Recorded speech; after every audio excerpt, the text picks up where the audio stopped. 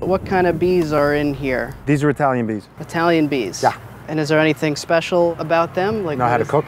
They know how to cook? No, I'll say that. So I'm Liam Matthews for Animal New York. We're here with retired detective Anthony Planakis, aka Tony Bees. In the academy, they ask you what's your experiences, your professions, your hobbies. One of them was beekeeping, and that's when the first swarm came in that spring. One of the bosses came up to me and handed me a printout, and he looks at me and he goes, "Bees?" And I go, "Yeah, where?" And that was it.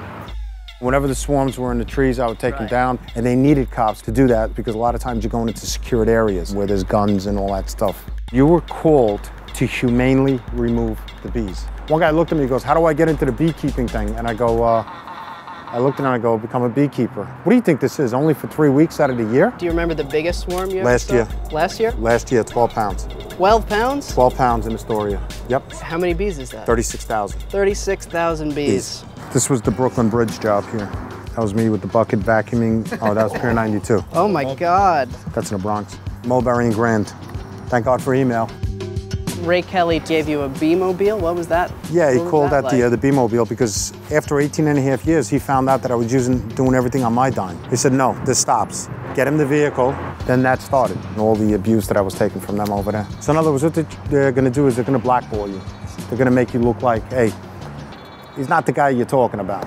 This one over here, you see this? Yeah, it's a statue in front of somebody's house, all swarmed in bees. This is a lieutenant told me this. You weren't authorized to touch that. And I'm like, really, why not? That's private property.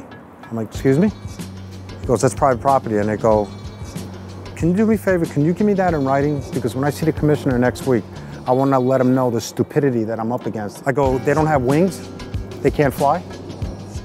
You think they're just going to hang out on a lion? What about the unsuspecting person who's going to walk by in front of that house that might be allergic? Listen, Lieutenant, you do your job, let me do my job. So to appease the captain, let's punish Detective Planakis, put him in the front on telephones, on display, and I was like, you know something, I'm done. I'm out of here.